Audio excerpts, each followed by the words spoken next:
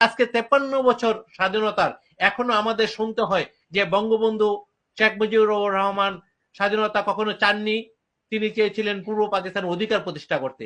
এই ব্যাপারে আপনার কি মতামত? আমি যে কথাগুলো বলছিলাম, এই দেশের সবচেয়ে খারাপ মানুষের নাম হলো শেখ মুজিবুর রহমান। আমি বঙ্গবন্ধু নাই বা বললাম, কারণ বঙ্গবন্ধু বললে আবার আমার দলে আমার নাম্বার কাটা যায়। আমি বিএনপি করি, আমার দলে আমার নাম্বার কাটা যায়। কিন্তু সেই আপনি কারণে 96 পর্যন্ত আপনি আওয়ামী লীগের রাজনীতিতে তো দীর্ঘদিন ছিলেন।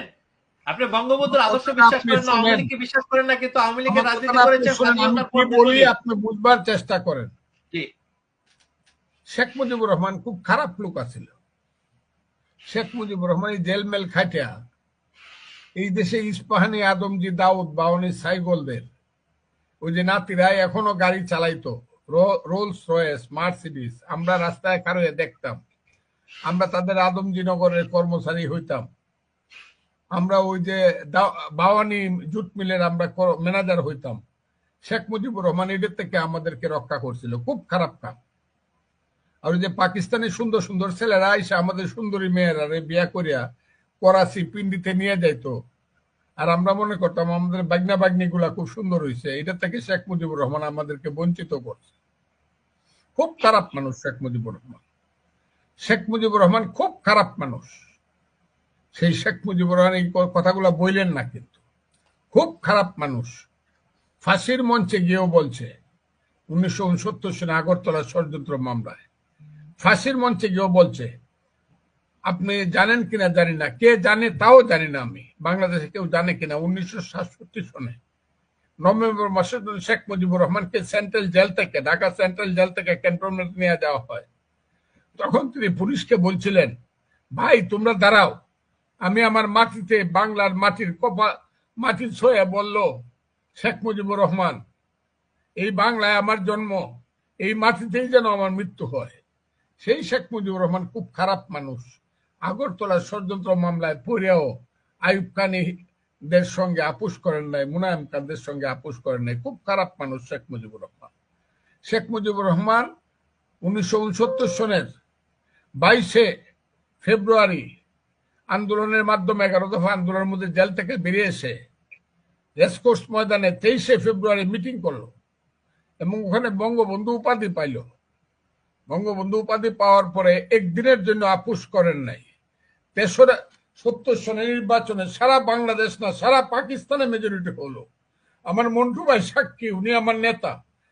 উনি 3রা জানুয়ারি বঙ্গবন্ধু শেখ মুজিবুর রহমান 71 সনে রেসকোর্স ময়দানে মিটিং করে বলল, 6 দফার দাড়ি ক্ষমা সেমিকোলন বাদ দিয়ে যদি আমরা কেউ আপোষ করি আপনারা আমাদেরকে জ্যান্ত কবর দিবেন। সে আপোষ না করে শেখ মুজিবুর রহমান খুব খারাপ কাম করছে। এই খারাপ কাজ করার কারণেই দেশটা মুক্তিযুদ্ধ পর্যন্ত পড়ছে। আজকে 7ই মার্চের সেই ভাষণ প্রত্যেক ঘরে ঘরে দুর্গ গড়ে তুলো। আমি যদি হুকুম দেবার নাও পারি, কথাটা খুব বুঝার চেষ্টা করবেন। মুস্তাফিজ ভাই কথাটা খুব বুঝার চেষ্টা করবেন। আমি যদি হুকুম দেবার নাও পারি, তোমরা সব বন্ধ করে দেবে। আমরা ভাতে মারবো, আমরা পানিতে মারবো। মুক্তিযুদ্ধের গেরিলা যুদ্ধের কথা এর চেয়ে বড় কথা কি হইতে পারে? প্রত্যেক ঘরে ঘরে দুর্গ গড়ে তুলো। তোমাদের যা কিছু আছে তাই নিয়ে শত্রু মোকাবেলা করতে হবে।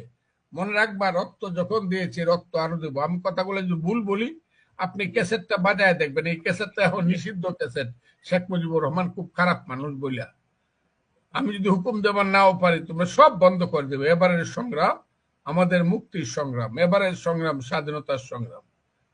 7ই মার্চ এখন বলে এটা কোনো কথা না, উনি তো পরে আলাপ করছে।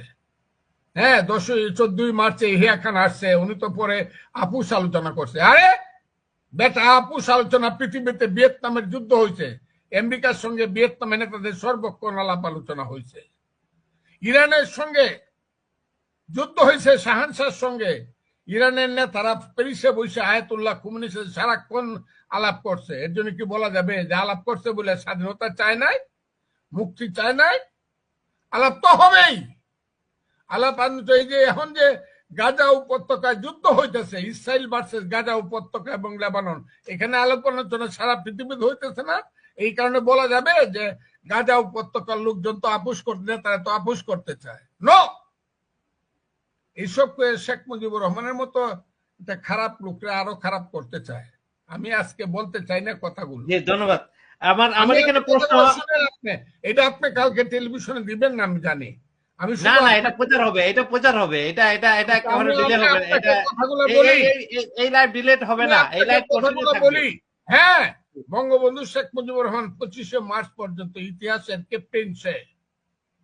1966 সন থেকে 1971 সন পর্যন্ত ইতিহাসের মুক্তিযুদ্ধের ক্যাপ্টেনের নাম হলো শেখ মুজিবুর রহমান। এখানে জিয়াউর রহমান একটা সেঞ্চুরি মারছে নতুন প্লেয়ার হিসাবে। 26শে মার্চ না 27শে মার্চে একটা সেঞ্চুরি মারছে।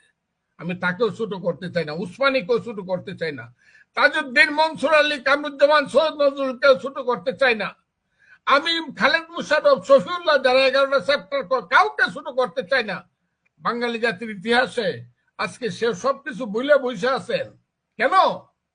বসে আছে হ্যাঁ বাঙালি আমরা কিছুই করতে পারি নাই, কিন্তু এখন তো বাংলাদেশের মানুষ আমরা বুক ফুলায় বলতে পারি আমরা বাংলাদেশের মানুষ, আমরা একটা স্বাধীন জাতি। হইতে পারে আমাদের অনেক ভুল ত্রুটি হয়েছে, ঠিক করে লোন। ইউনূস সাহেব তো 10 জন প্রধানমন্ত্রী লম্বা করলে যত লম্বা হবে তার চেয়ে অনেক লম্বা মানুষ। উনি ইলেকশন দিতে চায় না কেন? ইলেকশনের ব্যাপারে ওনার মুখ ছোট হয়ে যায় কেন? ওনার গলায় কেন আটকা পড়ে, কাটা আটকা পড়ে? জনগণের প্রতিনিধিদের হাতে ক্ষমতা হস্তান্তর করুক। আর উনি যদি মনে করে যে যে ফুলা পান্ডে উনি মন্ত্রিসভা করছে এরা খুব জনপ্রিয়, ইলেকশন গিয়ে দেহক মেম্বারের ভোট পায় কিনা। আমি তাই আজকে আপনাদেরকে বলি, একটা জনগণের প্রতিনিধি আছে, আজকে তারেক রহমান বিদেশে কেন আসে না কেন?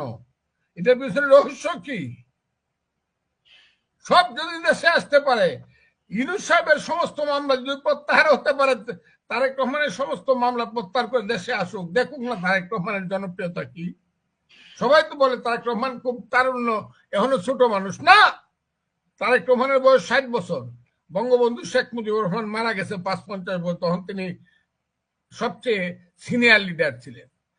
তারেক রহমানের বয়স, তাকে দেশে আসতে দেওয়া হচ্ছে না কেন? আমি তাই বলি, এই দেশে গণতান্ত্রিক ভাবে মানুষের প্রতিনিধিদের কাছে ক্ষমতা। আপনার নাকি দেশ? জমিটা কি আপনার? আপনার সিএস সারোয়ার আছে নাকি?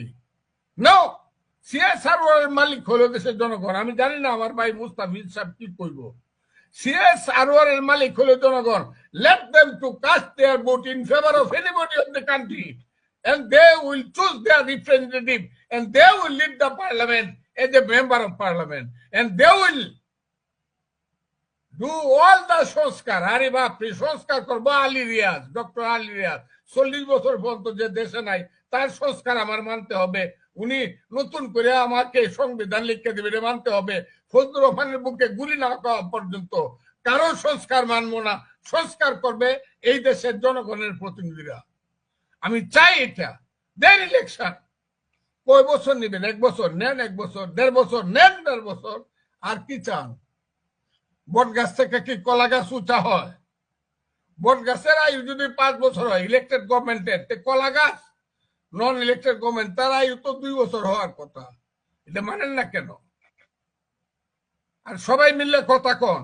একটা লোক আছে তার পিএ না পিএস বলে, পিআরও বলে, সে বড় বড় কথা নাকি শফিক আলম। আরে চাকরের আবার কথা কি? চাকর চুপ করে থাকবো। যদি রাজনীতি করতে চান তাহলে চাকর আইসা চাকরিটা বাদ দিয়ে আইসা পলিটিক্স করেন। আমি এই কথাটা খুব ক্লিয়ারলি বলতে চাই। মরে যাব। মোস্তফা হোসেন মন্টুর বয়স 77-79 বছর, আমার বয়স 77 বছর, মরে যাবো। ধন্যবাদ জনাব ফজলুর রহমান, ধন্যবাদ আপনাকে।